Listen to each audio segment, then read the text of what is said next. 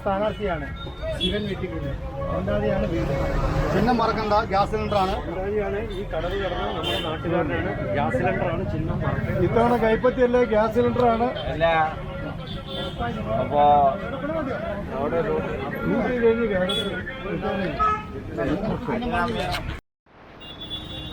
അതിപ്പോ എടുത്തിട്ട് പിന്നെ കൊടുത്താൽ മതി.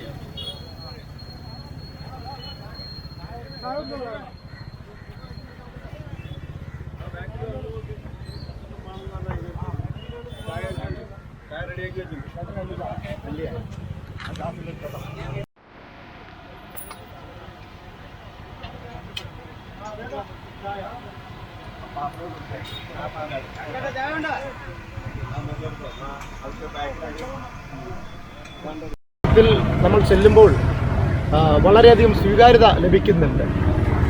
അതോടൊപ്പം തന്നെ ഗവൺമെൻറ്റിൻ്റെ കഴിഞ്ഞ 10 വർഷക്കാലം ജനവിരുദ്ധ നയങ്ങളും സമീപനങ്ങളുമായി മുന്നോട്ട് പോകുന്ന ഈ സർക്കാരിനോടുള്ള ഒരു വലിയ എതിർപ്പ്, വിയോജിപ്പുമൊക്കെ നിലനിൽക്കുന്ന ഈ സാഹചര്യത്തിൽ വളരെ ശുഭപ്രതീക്ഷയോടുകൂടിയാണ് ഐക്യ ജനാധിപത്യ മുന്നണി സ്ഥാനാർത്ഥി എന്ന നിലയ്ക്ക് എൻ്റെ പ്രവർത്തനങ്ങളും കാര്യങ്ങളുമായി മുന്നോട്ട് പോകുന്നത്.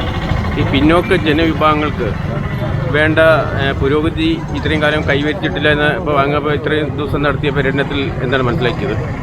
കഴിഞ്ഞ 30 വർഷക്കാലമായി ഇവിടെ ഭരിച്ചിരുന്ന അല്ലെങ്കിൽ ജനപ്രതിനിധിയായ ആളുകൾ പട്ടിക വിഭാഗക്കാരുള്ള ഉന്നതികളിൽ അവരുടെ അടിസ്ഥാന പ്രശ്നങ്ങളിൽ ഇന്നും കണ്ടെത്തിക്കൊണ്ട് അതിന് മതിയായ രീതിയിൽ പരിഹാരം ലഭ്യമാക്കുന്ന നടപടികൾ സ്വീകരിച്ചിട്ടില്ല.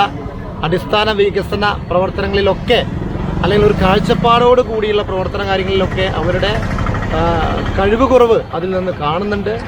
അതോടൊപ്പം തന്നെ തൊഴിൽപരമായ അല്ലെങ്കിൽ നമ്മുടെ കുറേ ആളുകൾ, യുവാക്കൾ ഒക്കെ ഇതിനകത്തുണ്ട്.